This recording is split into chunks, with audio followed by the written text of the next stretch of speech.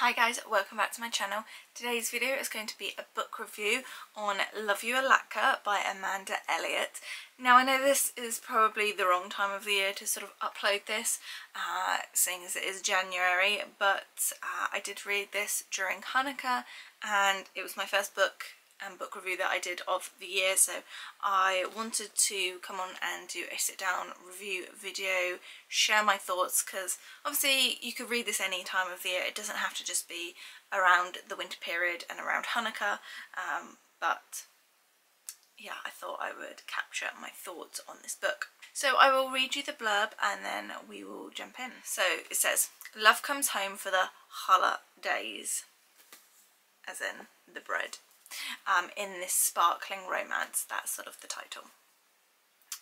So it says, snow is falling, holiday lights are twinkling, and Abby Cohen is pissed. For one thing, her most annoying customer, Saith Abrams, has been coming into her cafe every morning with his sunshiny attitude, determined to break down her carefully constructed emotional walls. And, as the only Jew on the tourism board of her Vermont town, Abby's been charged with planning their fledgling Hanukkah festival. Unfortunately, the local vendors don't understand that the story of Hanukkah cannot be told with the light-up plastic figures from the nativity scene, even if the three wise men wear yarmulkes. Desperate for support, Abby pulls out a call for help online and discovers she was wrong about being the only Jew within 50 miles. There's one other, Seth. As it turns out, Seth's parents have been badgering him to bring a nice Jewish girlfriend home to New York City for Hanukkah, and if Abby can survive his incessant, irritatingly handsome smiles, he'll introduce her to all the vendors she needs to make the festival a success. But while sharing latkes, donuts and winter adventures in Manhattan, Abby begins to realise that her fake boyfriend and his family might just be igniting a flame in her own guided heart. So that pretty much really well explains the book. So our main protagonist is Abby. She lives in sort of a small town in Vermont and she runs her own coffee shop. And Abby is pretty desperate for things to be quickly turned around with her shop. It is basically about to go under financially, and she certainly needs something to be injected into the business. So Abby is part of the town's sort of tourism board, and the main manager of this tourism board thought, hey, let's do something different, let's do a Hanukkah festival. All the other towns are doing Christmas festivals and events, and she wants something to set apart their town to help bring people and tourists to the area, and what better way than something different, and that being a Hanukkah festival. So the leader of this tourism board has come to Abby as being who she thinks is the only Jewish person in the town and said, can you help run this festival? Can you help organise it? This will be great not only for the town but for your business itself. It's going to help bring people to the town.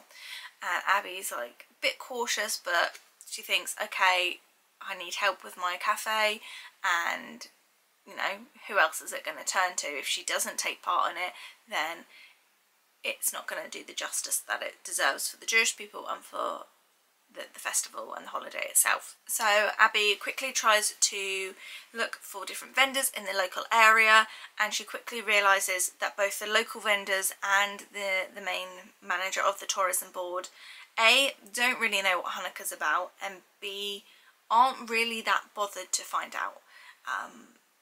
They are quite happy for the festival itself to have some sort of Christmas aspects. They think, you know, there should still be a tree, there should still be, you know, the quintessential Christmassy stuff, but they just want to try and put a twist on it, like having someone who usually does Santa come and just be dressed slightly differently, or as it says on the back, having what is the nativity scene.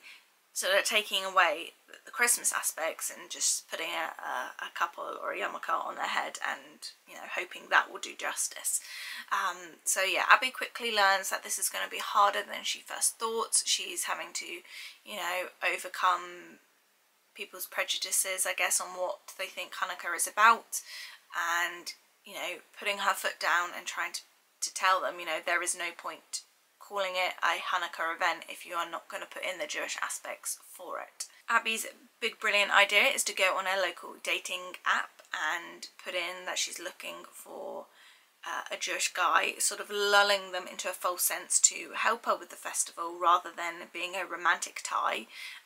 we get from the start of the book that she has maybe just come out of a relationship, that she is not too keen on entering any more romantic adventures, and so she finds up having one match on this app who turns out to be Seth, the annoying guy that comes in every day looking happy chappy, but slowly getting more and more annoying for her.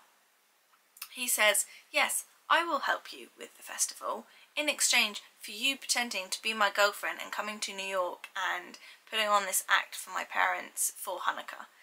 And her hands are tied. Obviously she's like, I don't want to be with this annoying guy for at the very least a week, and you know, having to put on this act for his parents and pretending to be Jewish. We also get the sense that her parents still live in New York and she has not had the best relationship with them, so she's hesitant to even go back to New York.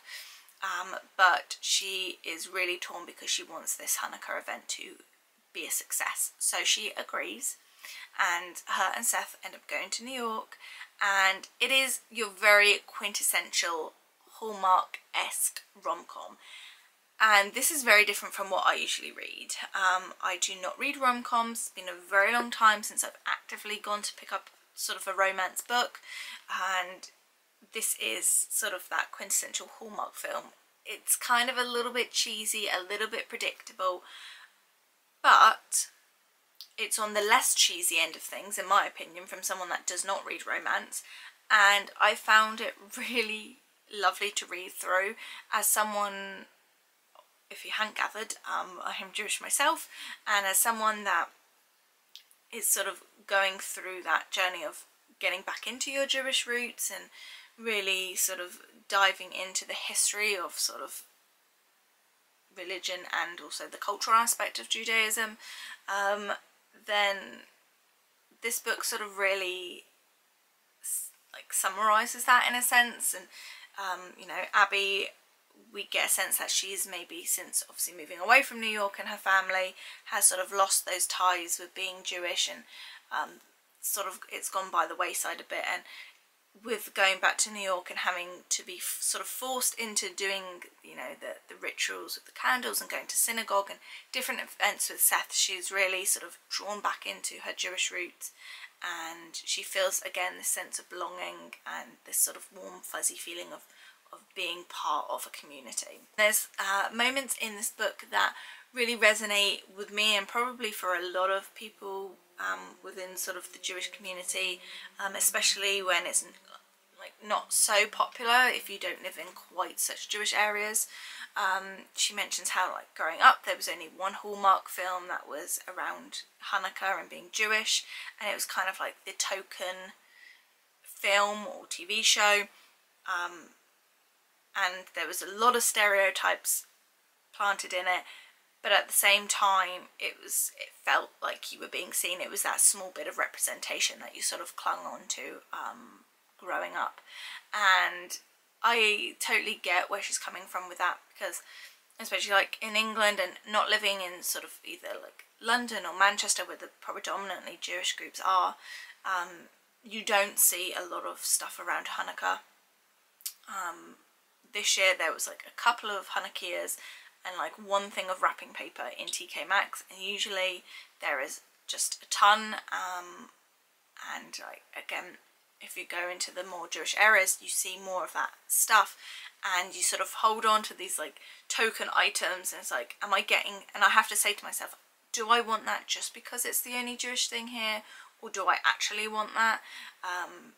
Like I said, you cling on to the token items, the token films, the token books, because it's very much underrepresented for the areas that we live in. And there are also some sad aspects in this where she's talking about sort of they're all in I guess Manhattan and going to sort of, there's sort of like a Christmas market and things, and even though obviously New York is a very Jewish area, there is still that fear in her of, you know, being openly and outwardly Jewish, and you know, what happened, like, is something going to happen, is there going to be sort of an act of terrorism, those fleeting things that I think every Jewish person has experienced at least one point in their lifetime, even if you are in the most Jewish of areas.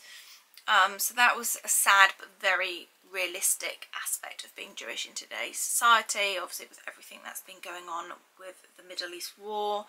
And I think this was only published in 2024, so it is like really quite current in sort of how it represents being Jewish in today's society. As far as the book goes, obviously it is a bit predictable. You can probably guess there is some romance that is going to happen.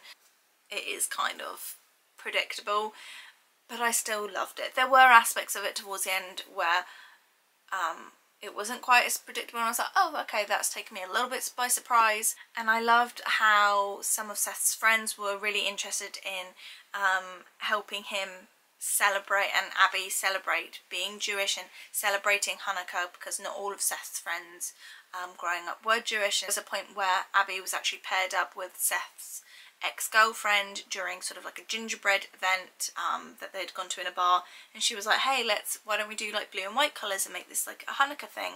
And I thought that was really nice that she was willing to be like an ally and be supportive of someone else's culture. Yeah, I think that's really what a lot of us need in the Jewish community at the moment, and probably moving forward throughout the year. And yeah, so that was a really sweet moment to see that ally and that friendship sort of blossom. Needless to say, I gave this book 5 out of 5 stars. I have actually got the Matzah Ball, which I bought as well, but I'm going to keep that to read for next year. But if you have read any other sort of Jewish or Hanukkah related books, even like not necessarily Hanukkah, I would be interested in reading sort of other Jewish fictional books where it's sort of implanted between. Could be romance, although like I said, I'm not too invested in too much romance, but if you've got any recommendations, leave me a comment down below. If you have read Love You Latke, let me know what you thought of it.